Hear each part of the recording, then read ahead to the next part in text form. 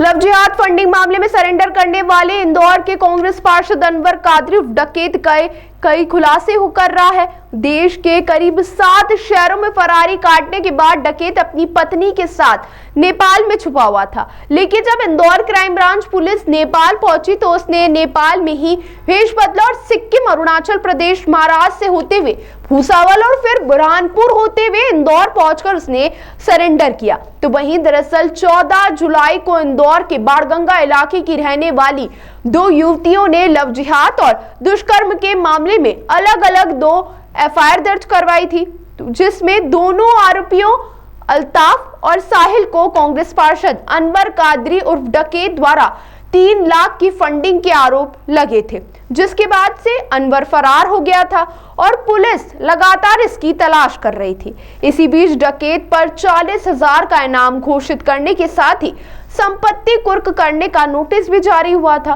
और दिल्ली से उसकी बेटी आयशा को भी गिरफ्तार किया गया था। वहीं बाणगंगा पुलिस और क्राइम ब्रांच पुलिस टीम डकैत की तलाश में देश के कई बड़े शहरों में दबिश दे रही थी। इसी बीच अनवर का परिवार भी लापता हो गया। फरारी के दौरान अनवर की पत्नी हैदराबाद में अनवर से मिली और दोनों अरुणाचल प्रदेश से सिक्किम होते हुए नेपाल पहुंचे, जहां उन्होंने करीब 1 महीने फरारी काटी। इस दौरान यह भी जानकारी आई कि वह फरारी के दौरान भारत के 5 बड़े शहरों में फरारी काटकर नेपाल पहुंचा था। इस बीच जब इंदौर पुलिस नेपाल पहुंची तो अनवर को एनकाउंटर का डर सताने लगा और उसने नेपाल में ही अपना हुलिया बदला और भागकर इंदौर पहुंचा, जहां उसने 11 अपर व्यवहार न्यायाधीश श्रीमती मीनी गुप्ता की कोर्ट में सरेंडर कर दिया था। वहीं न्यायालय ने अनवर को अब 5 दिन की पुलिस गिरफ्त में भेजा है, जहां अनवर पुलिस को सारी जानकारी दे रहा है।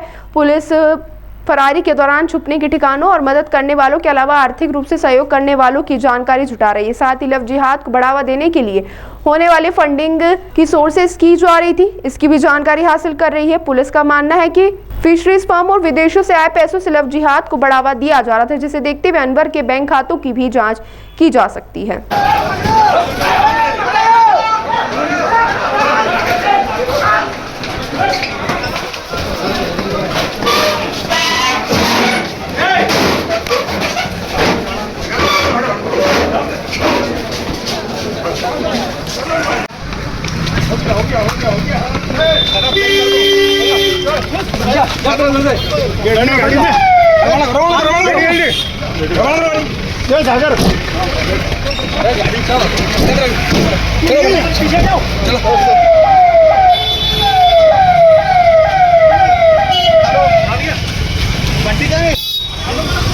अभी पूछताछ में यही आया हुआ है कि जो 14 तारीख को 14 जुलाई को प्राथमिकी दर्ज हुई थी, जैसे इसको पता लगा कि इसके खिलाफ बहुत सारे साक्ष्य हैं, तत्काल में इसके द्वारा शहर छोड़ दिया गया था।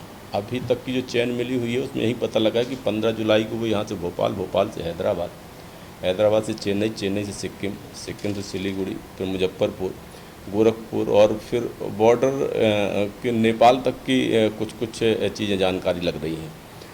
सारे तथ्यों को परखा जा रहा है, किन के द्वारा सहयोग किया गया है, किन परिस्थितियों में किन के साथ में वहाँ पर पहुँचा हुआ है। कुछ लोग चिन्हित भी हुए हैं, उसमें से लड़की तो अभी पुलिस अभिरक्षा में आकर के और जेल दाखिल है। ये किसकी जो 2018 में शादी हुई थी फरहाना, वो इसके साथ में थी, लगभग 15 से 20 दिन साथ में रही है, वो एक चिन्हित हुई है। कुछ और एसोसिएट्स हैं जिनके द्वारा इसको सहयोग किया गया है, वो भी चिन्हित हुए हैं। वजह सबूत जैसे ही साक्ष्य इकट्ठे हो जाते हैं तो आगे की वैधानिक कार्रवाई की जाएगी उस पर। डर यही है, चूँकि संगीन मामलों में प्राथमिकी दर्ज है, ऑर्गेनाइज्ड क्राइम के तहत धाराओं का इजाफा हुआ है, इसके द्वारा जो गंभीर कृत्य किया गया है और उसमें चूँकि बहुत सारे लोग शामिल भी हैं, इस कारण से इसको इस चीज़ का डर सता रहा था।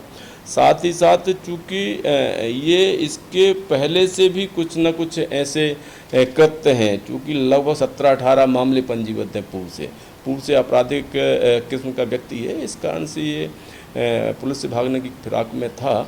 अंततः विधिक कार्रवाई प्रचलन में आने पर इस पर दबाव बना और इसके द्वारा माननीय न्यायालय में सरेंडर किया गया। वो सारी चीज़ें हमारे इन्वेस्टिगेशन का पार्ट है। बहुत सारे डॉक्यूमेंट्स भी इस्तेमाल किए गए हैं, कुछ मोबाइल भी लिए गए हैं, कहीं पर सिम भी लिया गया है। वह वजह सबूत जैसे ही जब्त हो जाएंगे वैसे ही उसके मुताबिक धाराओं का इजाफा किया जाएगा। शहर में कुछ लोगों के कांटेक्ट में हैं, वो हमारी निगाह में है, वो सारी परिस्थितियों को परखा जा रहा है, उन सारे साक्ष्यों का विश्लेषण किया जा रहा है, जो भी साक्ष्य आएंगे उसके मुताबिक आगे कार्रवाई की जाएगी। हुलिया कब बनता था, कहाँ बनता था, क्या था? वो उसके द्वारा हुलिया तो अब जिन जिन ठिकानों में वो गया हुआ है वहीं पे बचने के लिए वो ठिकाने भी बदलता रहा, हुलिया भी बदलता रहा। माननीय न्यायालय में प्रस्तुत होने के पूर्व उसके द्वारा हुलिया बदला गया है और अपनी पहचान छिपाने के लिए, ताकि लोगों की पहचान में नहीं आए। वो चूँकि हर अपराधी ऐसी टैक्टिस अपनाता है जो अनवर कादरी के द्वारा भी अपनाई गई है।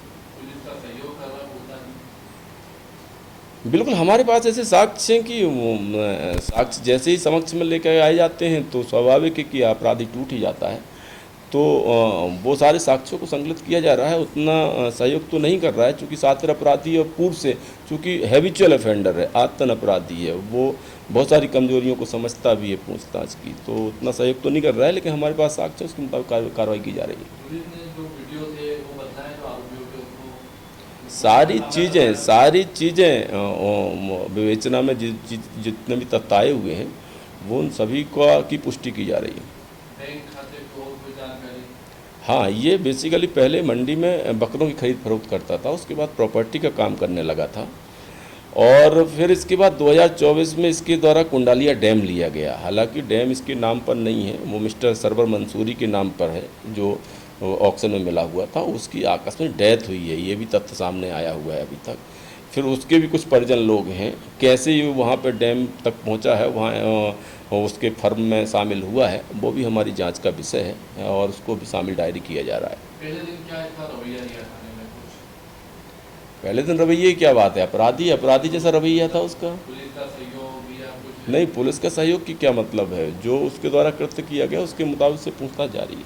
और भी पुलिस अब इसको कहीं ले जाएगी रिमांड पे लेने के बाद आगे? बिल्कुल, जहाँ जहाँ साक्ष्य मिलेंगे, वजह सबूत साक्ष्यों की रिकवरी के लिए और पुलिस टीम जाएगी, साथ में जाएगी।